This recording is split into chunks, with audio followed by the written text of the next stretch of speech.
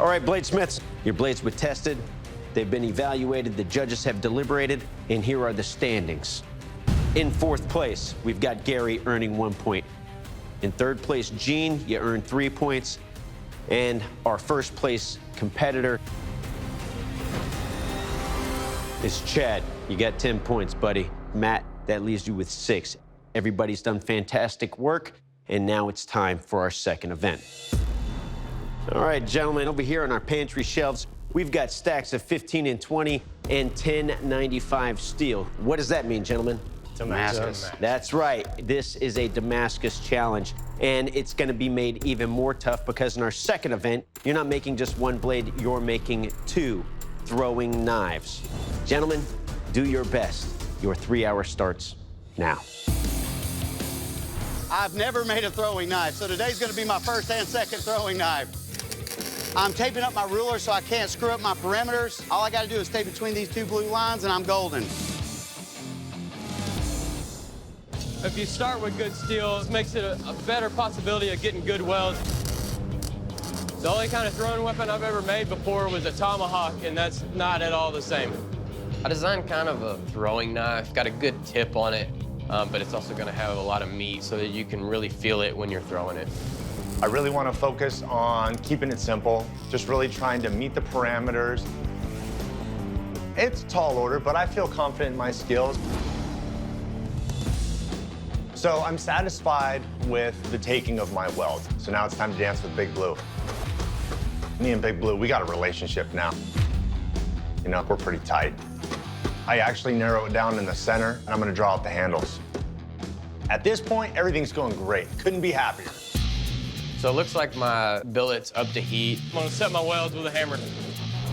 It's a lot more cautious approach to me to set it by hand, but you know, I can't be too careful at this point. I can really be particular on exactly where I hit the billet and not been too violent by going over to Big Blue and just smashing the heck out of it. I really need to get the billet nice and hot so that these pieces will all forge well together. So I don't want to rush this part of the process. If they don't set, I'm not gonna be able to get 2 knives out of the steel. I get my steel hot and I'm over to the press. Oh no, his welds didn't hold. It's kind of like if you're making that big sandwich, take a big bite and everything comes out the other damn end and it's all over the floor. So now I'm looking at my billet. It's not forge welded and I'm gonna have to figure this out right now. I can't come in fourth because that's gonna put me out of the competition. This time I get it really hot and allow the width of that die to sandwich it down. I do feel like it's starting to weld to itself, which is the ultimate goal, but it's gonna have to go right back in the heat. I'm gonna have to repeat this process a few times before I can really start drawing this out. My game plan is try to get these 2 knives as similar as possible. Now I have 2 identical throwing knives at 12 inches long. I realize that they're real heavy. I want them heavy. You have to throw them real hard, but man, do they stick, and they make a really loud thunk. So I finally get my steel drawn out, cut them in half. I want to quench my blades early, so that's going to guarantee me a hard edge. I wouldn't call them knives yet. They're more like bricks. I feel good, but I know that it's still really anyone's game. I make the decision to just quench the tip, thinking that's the only critical area of the blade. I have one of my knives cooling down, so what I need to do is set up another vise at another station. So I go to the scrap bin, and I'm gonna go find 2 matching pieces of angle iron. Ow! I snag the inside of my left arm. I'm that guy, I'm bleeding on Forged in Fire.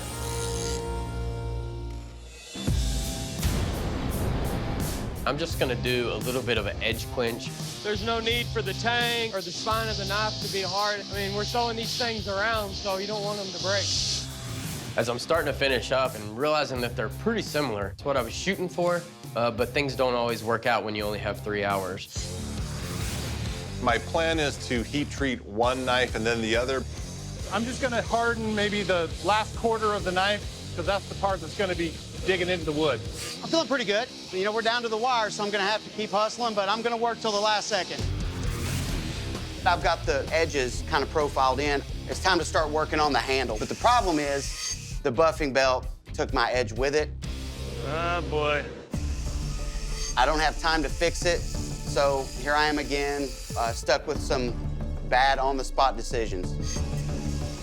5, 4, 3, 2, 1.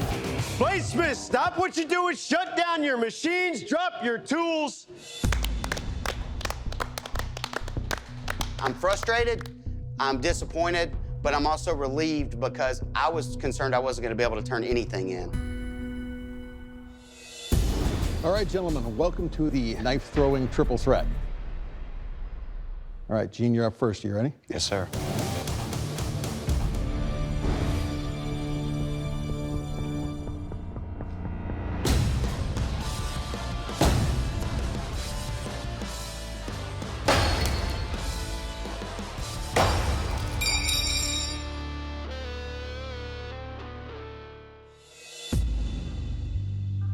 All right, so Gene, right off, a lot of weight to these.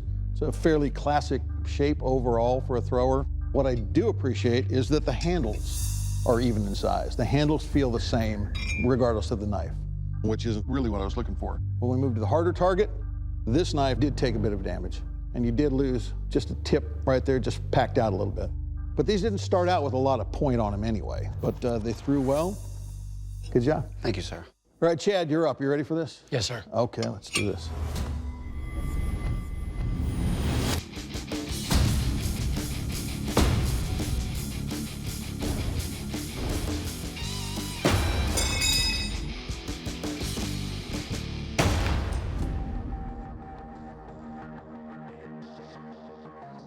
All right, so Chad, I think you nailed it. These are a great weight, a great size, feels super comfortable in my hand. They match really nicely. This is something that's super important in throwing.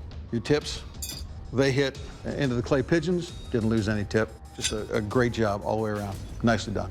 Thank you. Gary, you're up. You ready for this? Let's do it. Okay.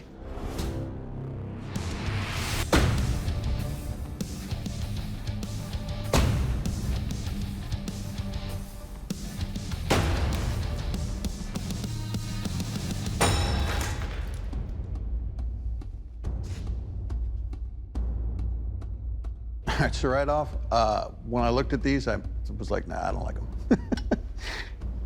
I'm proven wrong again. These actually throw really good. I did not think this skinny dropped handle would throw well. It actually feels better like that. I was throwing them with the curve going up into my hand as opposed to down. They throw really nicely. They got a really sharp point on them. When it penetrates, it just buries itself really nicely. The back of the handle, there's a couple of spots on here that I can feel. They didn't really drag when it left my hand, but they threw really well, so good job. Thank you. All right, Matt, you're up next. You ready to go? Sure.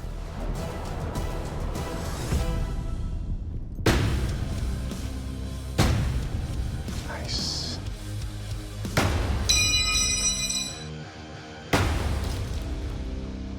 Here's one down. Thanks, brother. So, Matt, these things are heavy. These have what I like to call the brick factor. It's like throwing a brick. Doesn't matter if you hit it with point or not, whoever you hit's going down. The blades themselves don't quite match. You've got one lean blade and one wider blade. But what I do like is the handles match beautifully, and they really fit my hand well. They do have a very acute point in profile. I would have loved to have seen a little bit leaner, but I mean, it's hard to argue with how easy it was to get accurate with these. As far as being tough, your points are still there. Well done. Thank you, sir.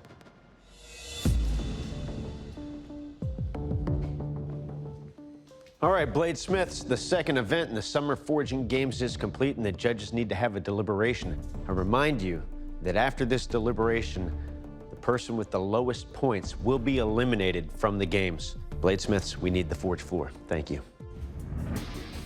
All right, Bladesmiths, the second event in our Summer Forging Games is complete. The judges' deliberation is complete, and they have ranked your work. In first place, Chad, congratulations. That's 10 more points to you, buddy, giving you a point total of 20. In second place, Gary, our come-from-behind guy. You came out of that first round with just 1 point, and now you've made up another 6 points, giving you 7 total. Our third place finisher is Matt, congratulations. That's 3 points to you, adding to your 6 from the first event. That gives you 9 points total.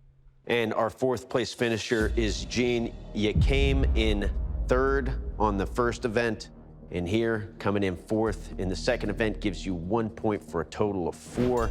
Gene, you came out with the least number of points after 2 events. Unfortunately, at this time, you've been eliminated from the Summer Forging Games. My knives performed poorly. The other bladesmiths did a better job, and I'm cool with that. Yeah, it was a good fight, man. Thank you, sir. I've learned a lot, and I'm just excited to go back home, put that new knowledge to work, become a better bladesmith, and hopefully come back one day and show these judges what I'm capable of.